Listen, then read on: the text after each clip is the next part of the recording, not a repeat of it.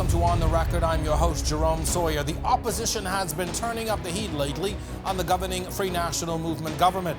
From the BPL bond reduction to the increase in travel allowances to the management of the Abacos and Grand Bahama in a post-Dorian era. The opposition party, the Progressive Liberal Party, has been making the rounds in the media, from sounding calls for resignations to speaking out on the government's inadequacies. We have heard them all. Tonight, we sit down with the Deputy Leader of the PLP and Member of Parliament for Exuma and Ragged Island as we take a look at the government from the opposition's perspective.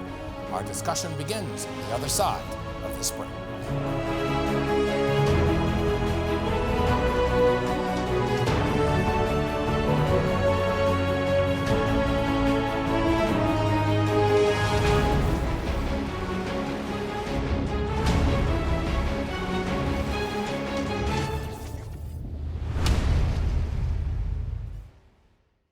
Welcome to On the Record.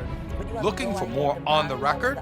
If you miss our Thursday showing at 8 p.m., join us for the re-airing on Friday mornings at 10, and then again each Sunday night at 8:30. Or go to our YouTube channel and catch up on all of our past episodes. And then like our Facebook and Instagram pages for a preview of upcoming shows and get a chance to ask your questions. Just look for On the Record.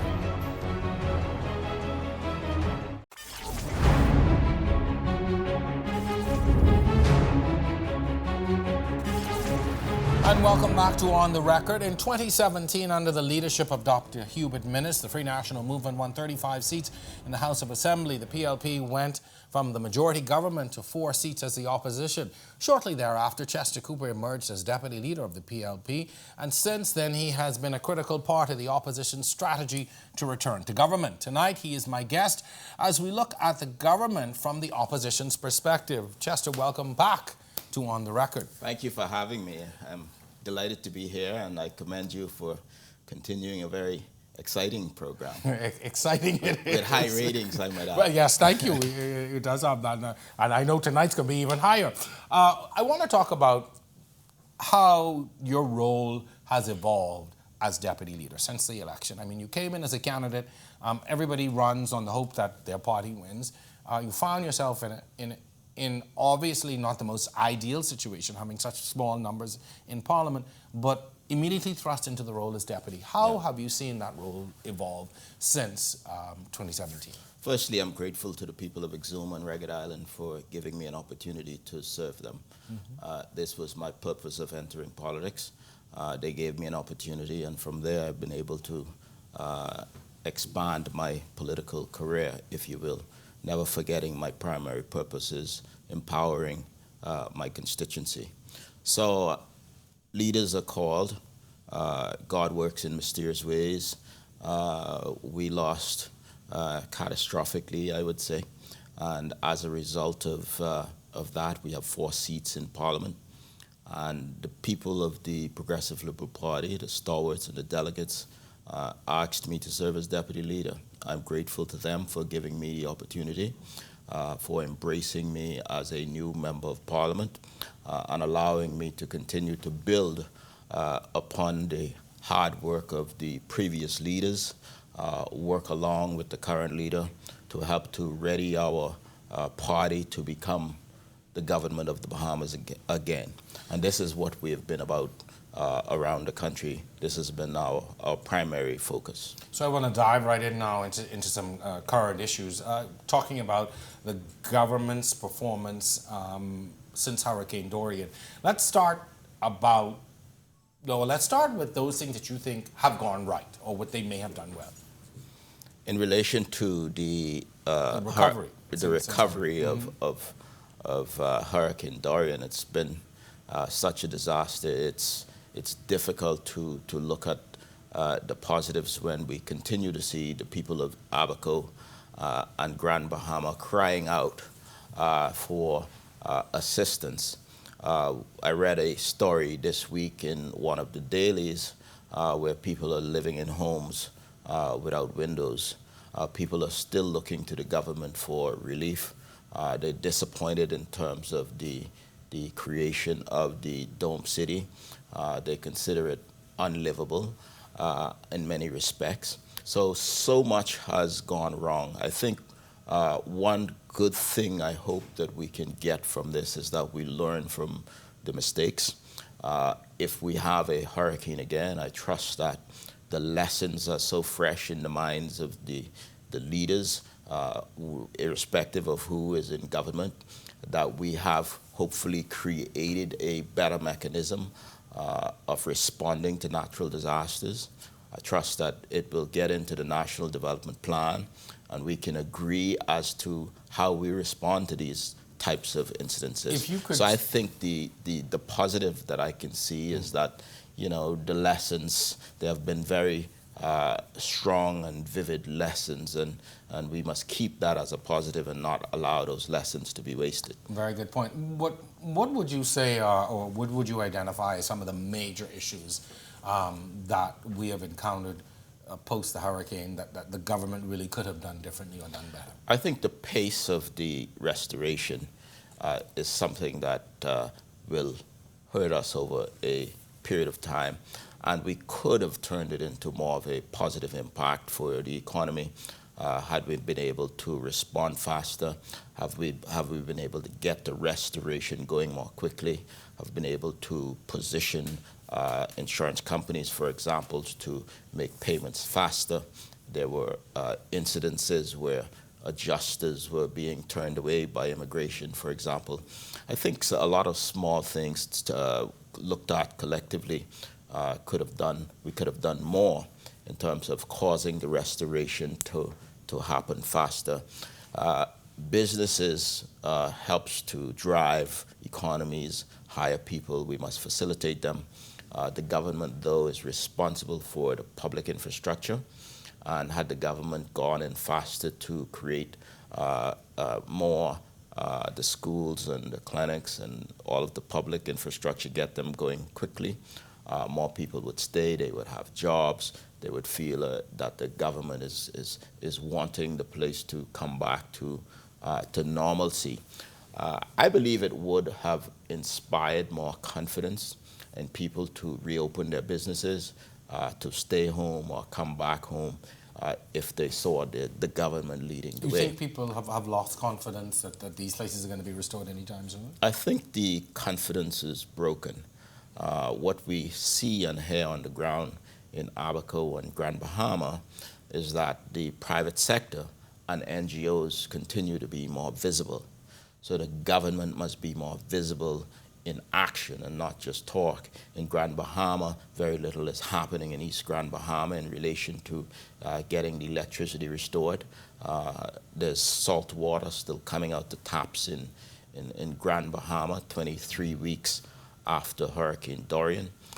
These are the kinds of things that inspire confidence. Then we can go and talk about more abstract things like driving small business and, you know, preparing for the next disaster that we know that will come. My heart continue to go out to the people of Abaco and Grand Bahama and Ragged Island, I might add, because the restoration will clearly be a long time in process. We'll certainly talk about we anticipate that the next administration will have to have Ragged Island, Abaco and Grand Bahama in particular, very high on their platform agenda to ensure that the economies of these islands get up and running quickly, which will be a positive impact for the economy of the Bahamas overall. One of the things that the PLP has been criticized for is politicizing this aftermath and making the issues politicized as opposed to national. How do you respond to that? Well, we offered our advice and support to the Prime Minister. In early stages, this support was rejected. We did all we can to help our people. We traveled around the islands independently to provide whatever support and assistance that we could. If that was seen as political, then so be it. We did what we could to get to the people as quickly as we can to provide help and support. what we do for the least of our brothers is a biblical principle, and this is what we sought to do. I would tell you that on some occasions, the Prime Minister did invite us to travel with him on a few occasions. I traveled with him to Abaco to inspect the damage. I believe the Leader of the Opposition, Mr. Davis, also traveled on one occasion. We made every effort to show unity. Mr. Davis did reach out to the Prime Minister directly and say, you know, this is a disaster of mammoth proportions. You know, we must work together. So I think once the facts are seen and told, I believe that whole impression of politicizing it would have gone away. But, you know, I am on record by social media and otherwise of saying, you know, this is a national crisis. We must work together. And I've been very consistent about that. Important point. Let's talk a little bit about finances now. As we're headed, are we, I should say, headed toward a debt disaster, as the leader of the party would have predicted just recently? Well, let me say I'm very concerned about the fiscal situation of our country. I say this is effectively a fiscal crisis. I am not happy, we are not happy with the government's management of the economy. Since this government came to office, in under 3 years, they've borrowed more than $1 billion a year. I recall earlier last administration, there was complaints by the opposition at the time of the Progressive Liberal Party administration borrowing $1 billion. So now that we're halfway through the term, we've borrowed $3 billion in excess thereof. Taxes have gone up, VAT's gone up by 60%, and the deficit has gone up. We ought to be concerned about this because we must preserve and protect our economy for the future. It's important that we manage our economy for contingencies like disasters that will come. The frequency of hurricanes and the severity of hurricane tells us that we must subscribe to that basic principle of preparing for a rainy day. So we must not squander the good times. So the government praises themselves for the boom in tourism. And we can talk a little bit about that, but the point I'm making is that we're squandering a good economy by borrowing and spending and raising taxes all excessively during the times of plenty, and we're not reserving any savings, if you will, or any headroom for the future. This concerns me greatly.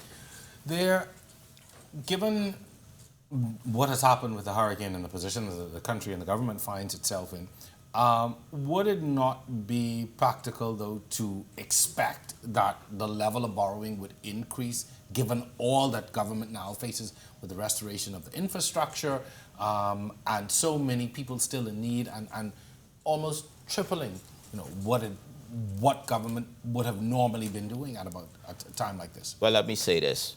Before Hurricane Dorian, the government had borrowed well in excess of $2 billion.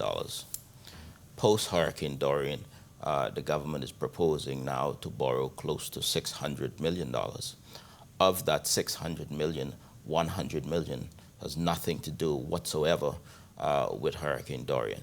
So let's put in perspective the pre-Dorian state of the economy, and let's also keep in perspective that there are significant elements in the current proposal that has absolutely nothing to do with Dorian. But let me also concede that hurricanes have consequences. It impacts the revenues of the country. It impacts the expenditures of the country because, as you rightly pointed out, there has to be spending for restoration of public infrastructure, utilities. There has to be spending for social services, for shelters, for evacuations, for transportations back and forth that would not have been necessary had there not been a crisis. So yes, hurricanes have that kind of impact on the economy. And no, the current fiscal circumstances is not completely the result of Hurricane Dorian, as some might have you to believe. So let's be clear in separating the impact of Hurricane Dorian versus the impact of the disaster of Hurricane Minnis and the Minnis administration. So one of the things that I have to ask you, and I asked the Deputy Prime Minister this a few weeks ago when he was here on the show, had value-added tax not been increased, what kind of financial position do you think the country would have been in following the hurricane? And his response would have been, it gave the increase in VAT would have given the government some cushion in order to do some things post-Dorian. In your estimation, what would have been our financial state had we not increased value-added tax? Let me say that I am on record as indicating that we believe that the government botched the implementation or the increase of value-added tax. VAT was introduced by the previous government in a forward-looking way to reform taxes of the country. So the Progressive Liberal Party supports VAT, supports tax reform. This government increased VAT by 60%.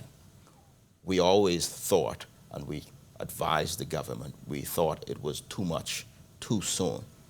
We thought that the exemptions that they put in place, some for political reasons, it was harmful to the model of VAT.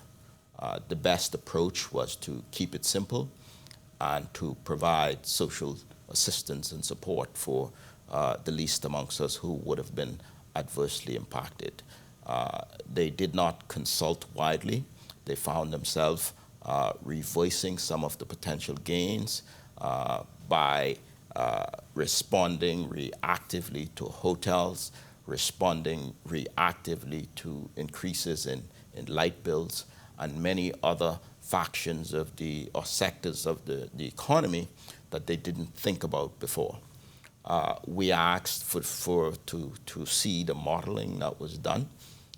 This wasn't forthcoming. We assumed, therefore, that it was done by the seat of the pants or a wet finger in the wind to say, okay, we think 12% is the right number.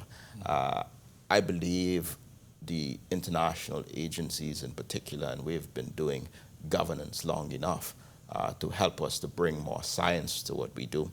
We believe that was absent. The economy struggled partly because of the significant increase in VAT. Too quickly, too soon, impacting the model. So when the government claimed that their increase in VAT is some savior to the economy and caused them to be able to respond to Hurricane Dorian, I think it's a smokescreen, because I believe we are on record as determining that, notwithstanding the need for tax reform, notwithstanding that the former administration implemented VAT at a rate of 7.5%, the increase was botched and it harmed the economy more than helping the economy. Good point. Well, we're going to take a break. When we come back, we're going to continue this discussion. We've got a lot more to discuss right here on The Record. Stay with us.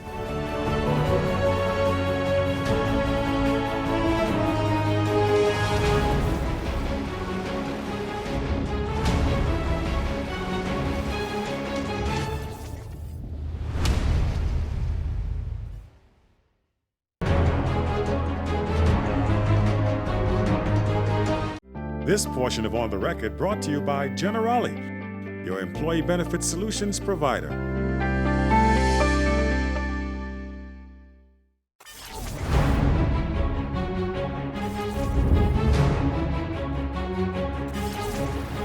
And we are back on the record. This segment is brought to you by Generali. I'm joined in studio tonight by the Deputy Leader of the PLP, Chester Cooper, who's also the MP for Exuma and Ragged Island.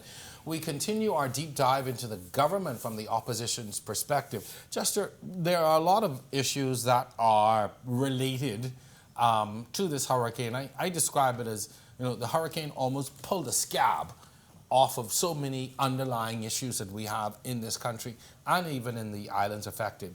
Grand Bahama for a moment. Let's talk about the sale of the Grand Bahama International Airport. Is this something that the government should consider? Is this something now that, or is it time now for us to take that back?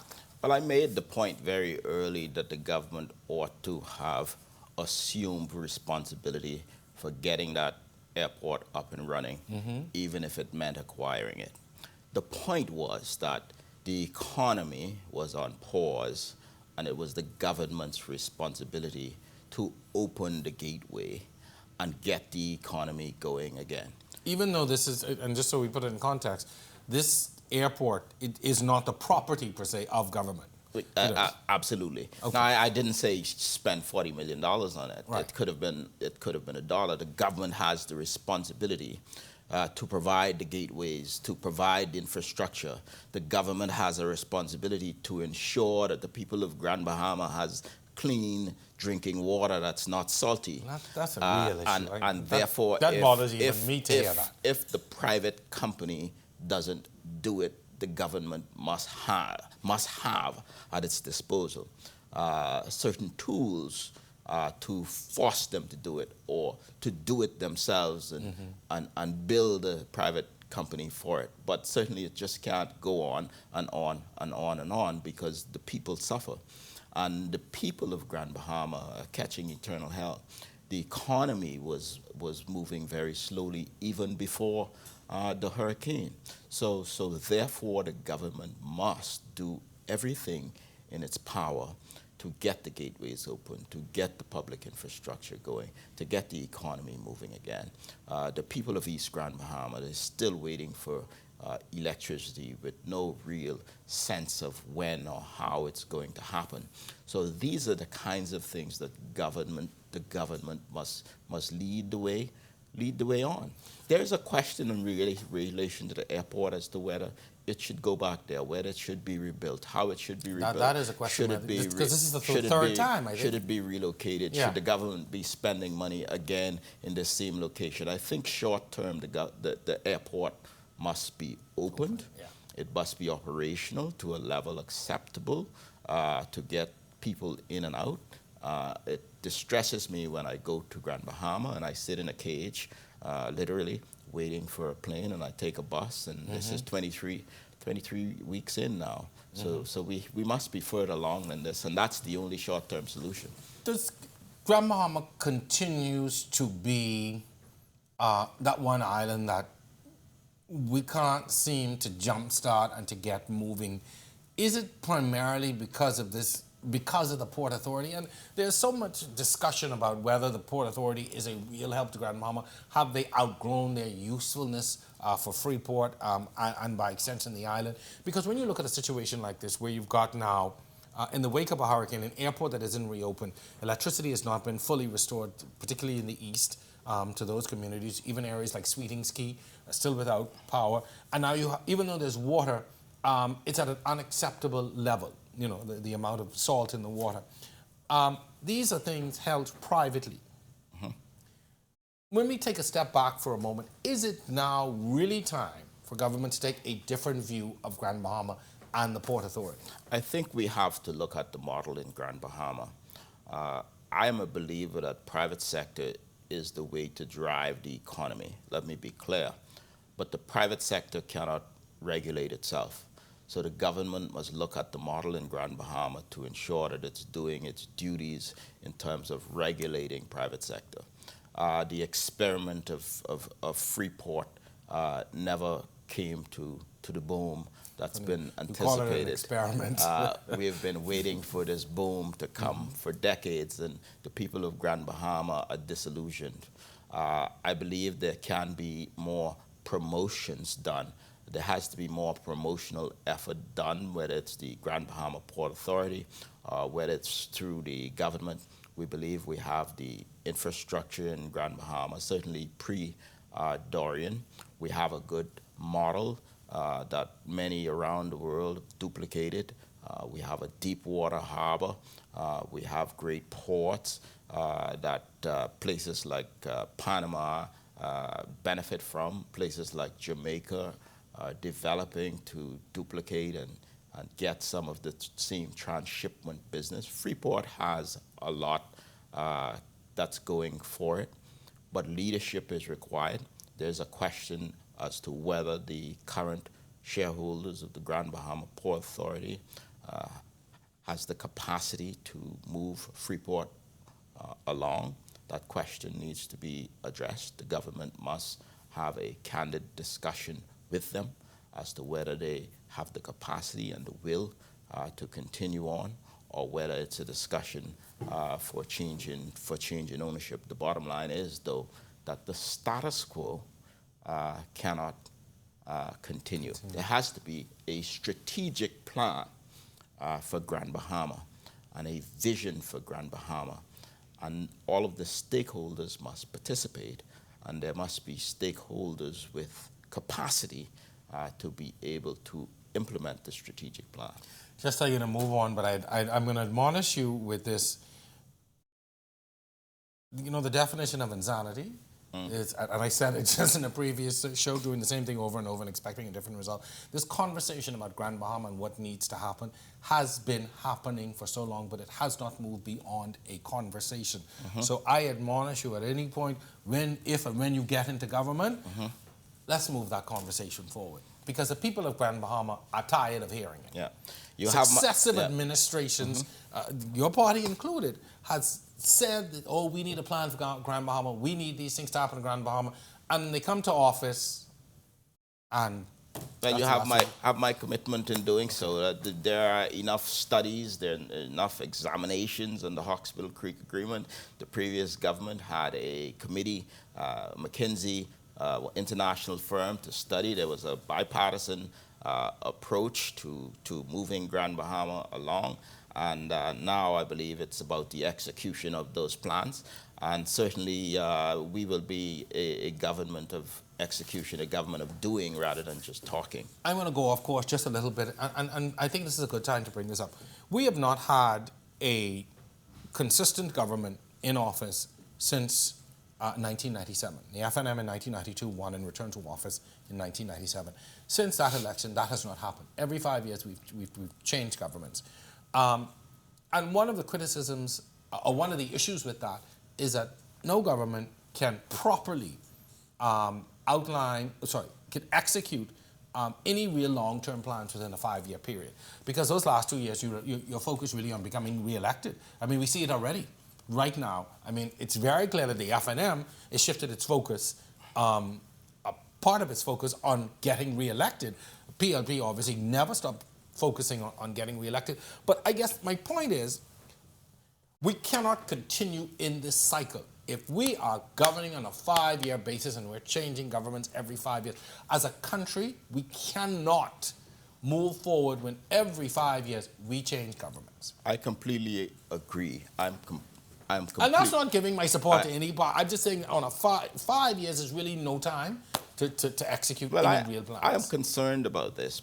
Bahamians demonstrate their frustrations by the lack of progress of our country by voting governments out. Yes.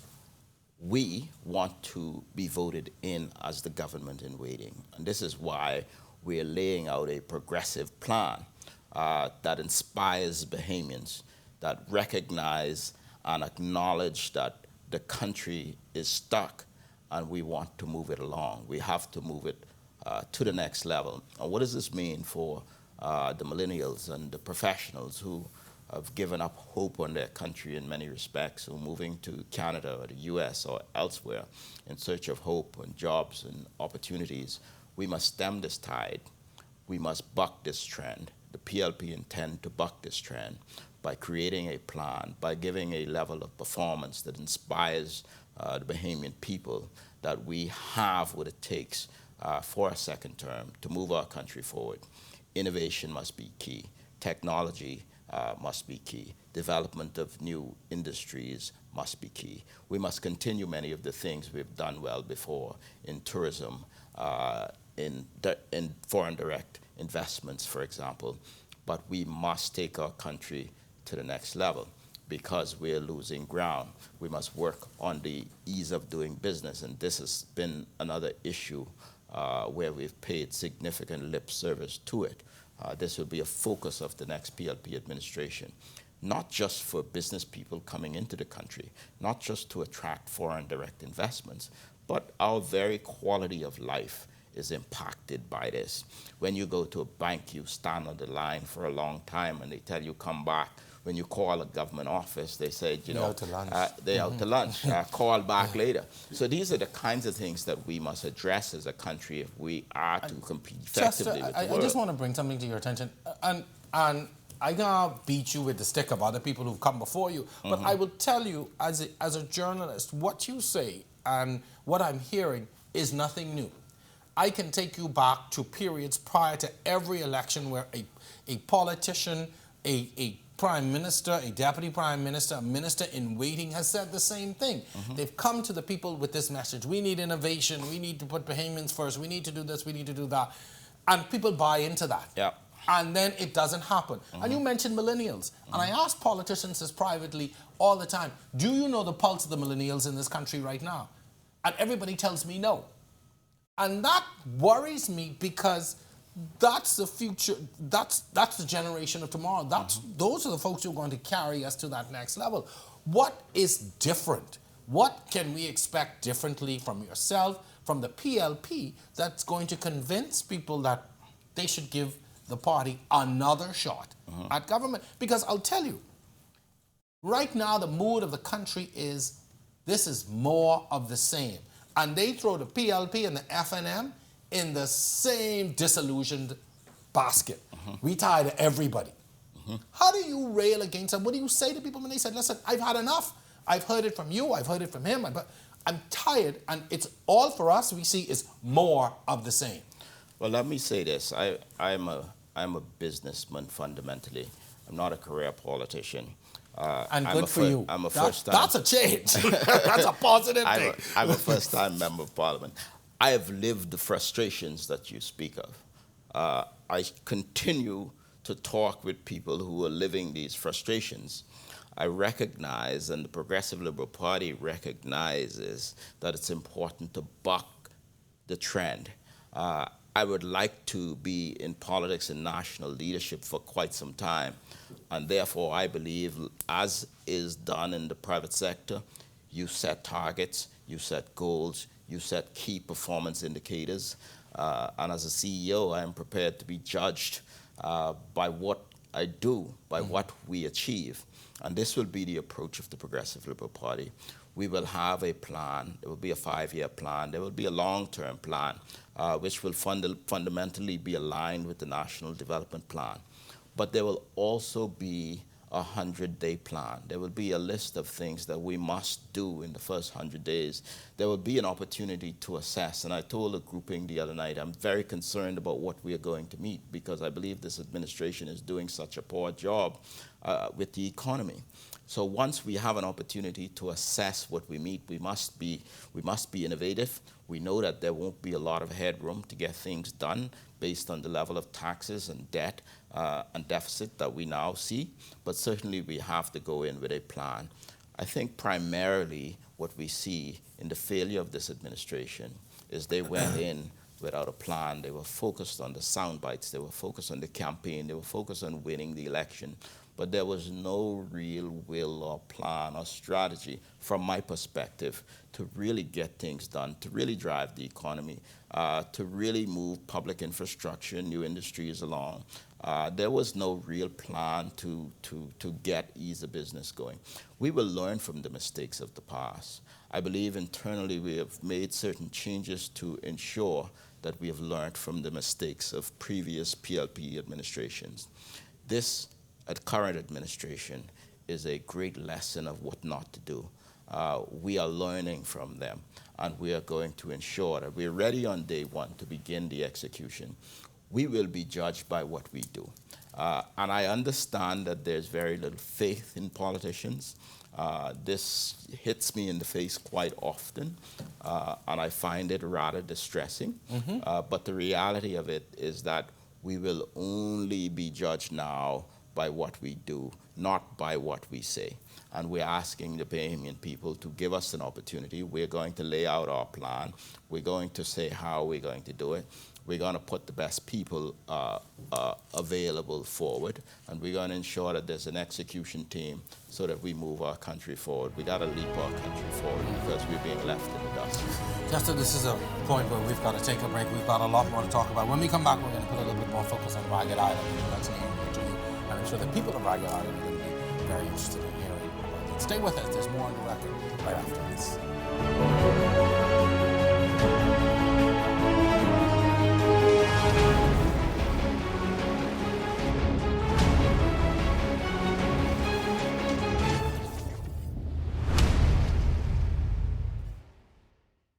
Matt, where in the world is Matt now? Where in the world is Ellison Greenslade? And so it's about the low value cost of Atlanta. So we can talk about More on the record tonight, the government's purchase of the Grand Lothian is a hot subject in the news.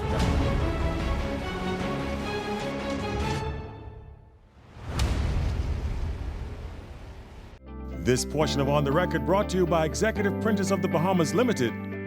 We print profits for you.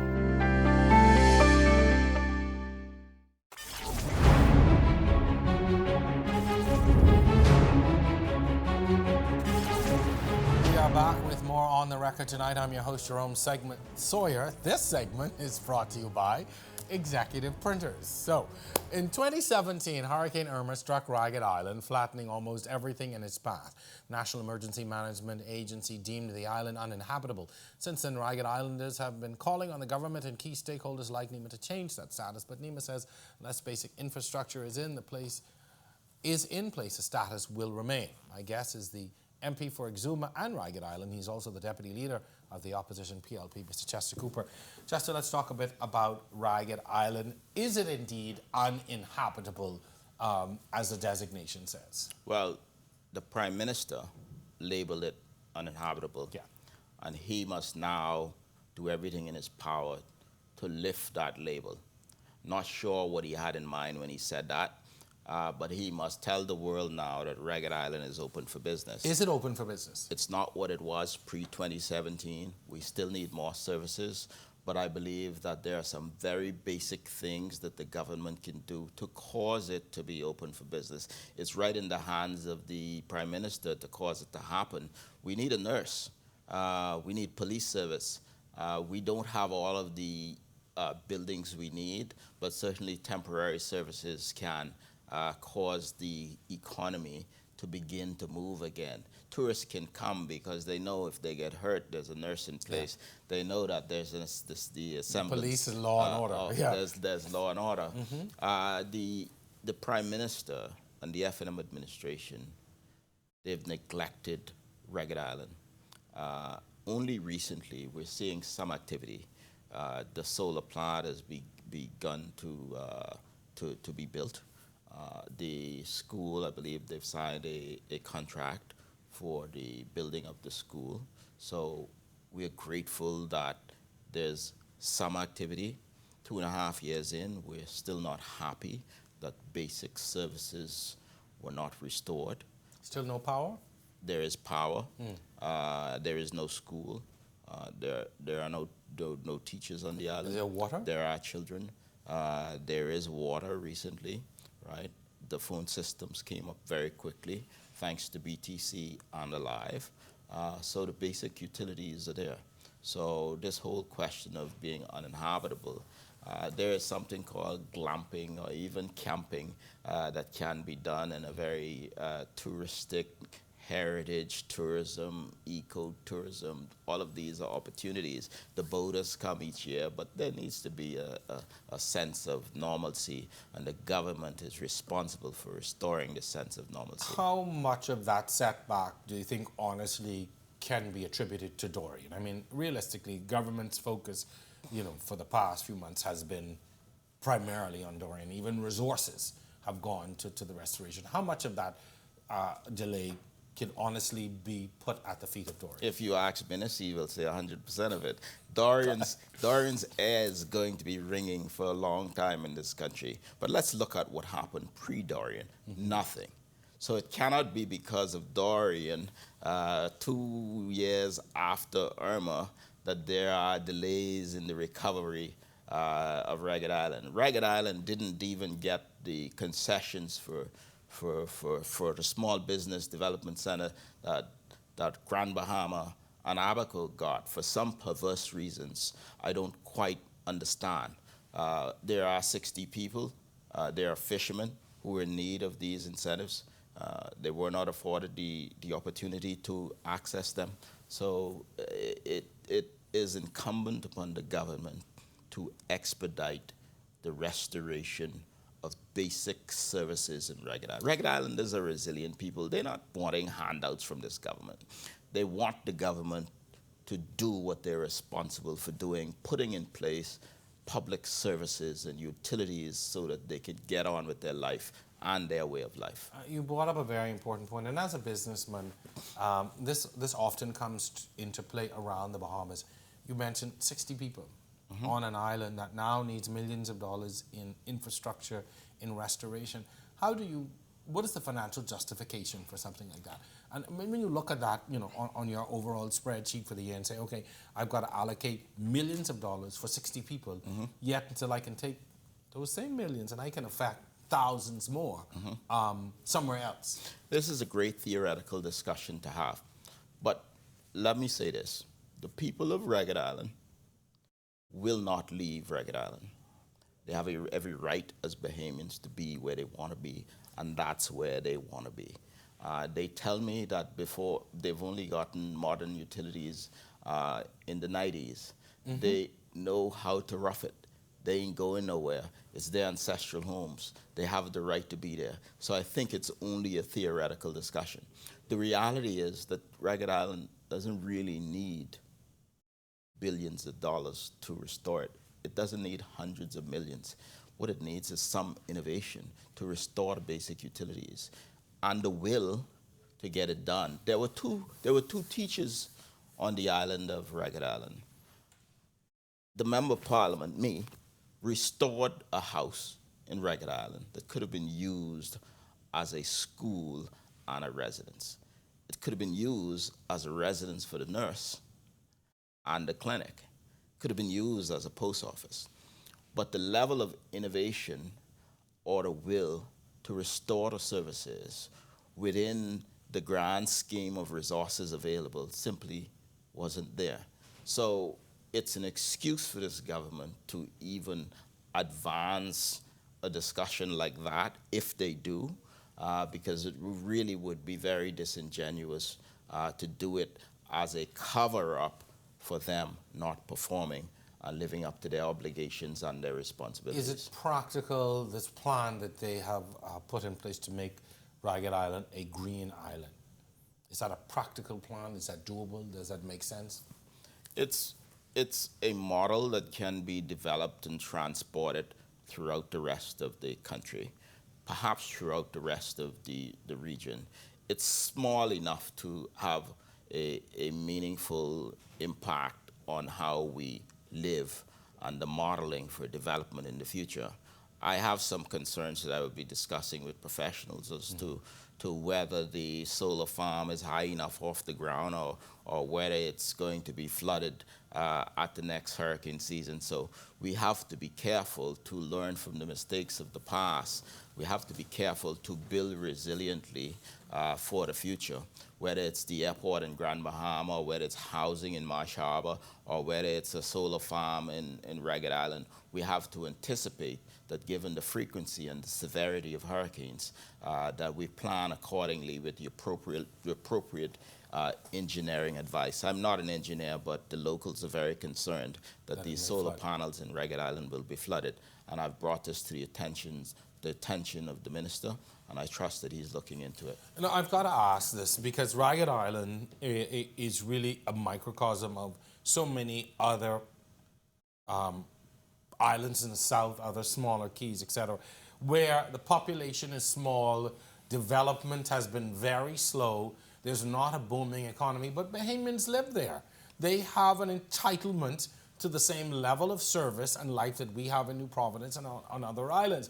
But again, and this goes back to something we discussed earlier, they too have been failed by successive governments.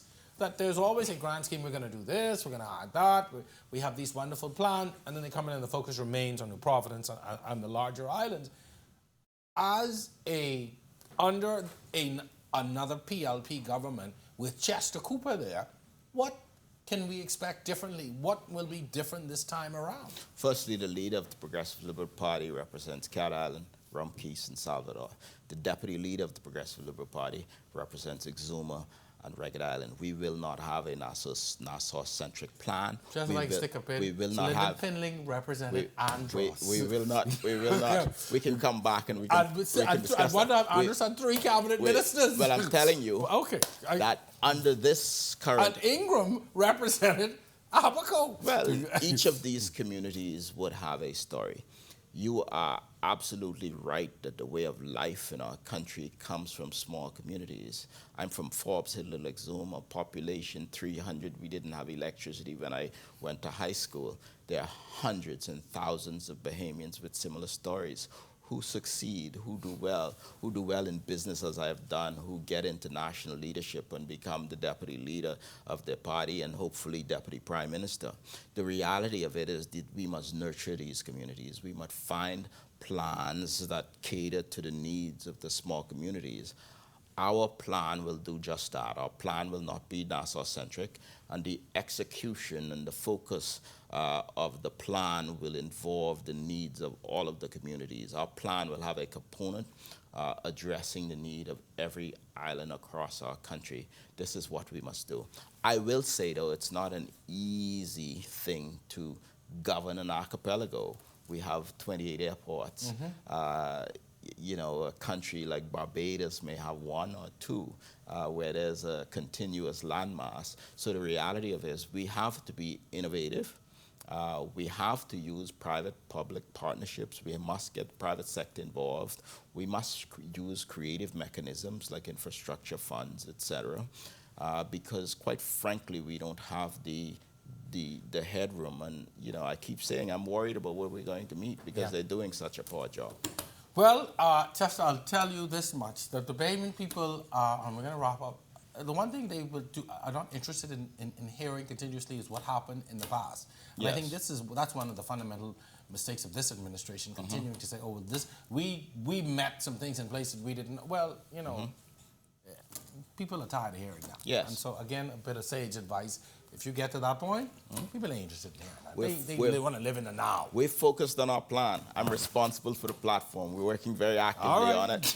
And when I come back as Deputy Prime Minister of the Bahamas, if the people so decide, we're going to be judged. We'll play this interview. We'll judge me by my actions. We will play this interview for sure. Stay with us, though. Our final segment is still to come.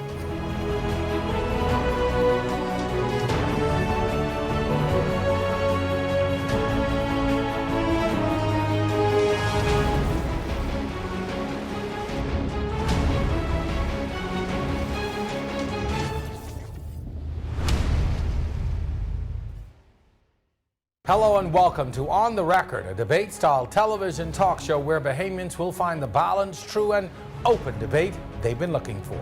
And the icon goes to On the Record. On the Record was born out of a desire to do something different. What we do every day helps our country, it helps our society, it helps to shape the views and opinions. Gentlemen,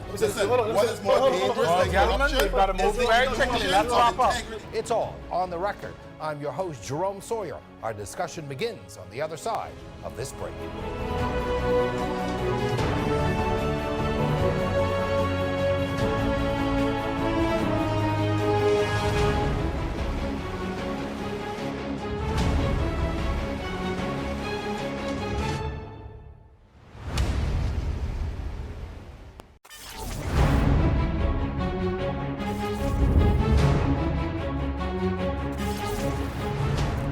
final segment of On the Record. With elections set to happen within the next 2 years, the electorate is already being canvassed for votes, whether they have decided tentatively to abstain, one of the two major parties, or alternatives.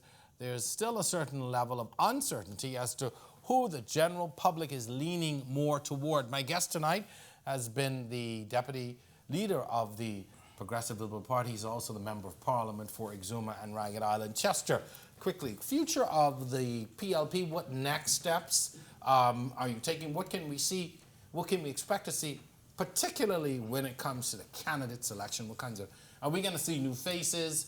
You know, those kinds of things are on the minds of voters even now. We're going to see a lot of new faces. We're going to see some candidates from the past. We're going to see some new faces that's old. We're going to meet older. We're going to find some new faces that's young. We're going to have a good cast of women, female candidates who are going to be representative generally of the demographics of our country. We're looking for the best minds. We're looking for the best talent. We're looking for credible individuals, passionate about community, passionate about country, willing to serve, prepared to give service above self, as Rotary puts it.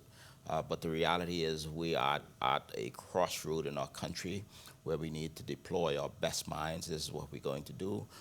We need to have focused, futuristic leadership in all of our constituencies, and this is what we are seeking to do. Justin, one of the things that I have heard, one of the concerns that I have heard raised in several quarters, even within the PLP, is the concern whether Brave Davis is the best choice for leadership of the PLP. I want you to answer that question. And also, out of that same discussion, people would say to me, I think Chester's a better choice for leader. Well, let me say that Mr. Davis has the support of the Progressive Liberal Party. Leaders are determined at convention by a broad cross-section of the electorate of the party and the country. He commands that support. He has my support. He brings tremendous experience to the role. He has been Deputy Prime Minister.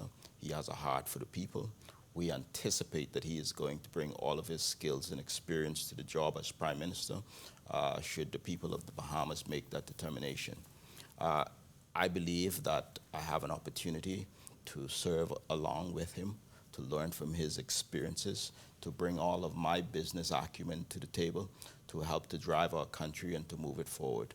We will work very well as a team. We work very well as a team in a synergistic type of a way, and we expect that the electorate will examine us based on our track record.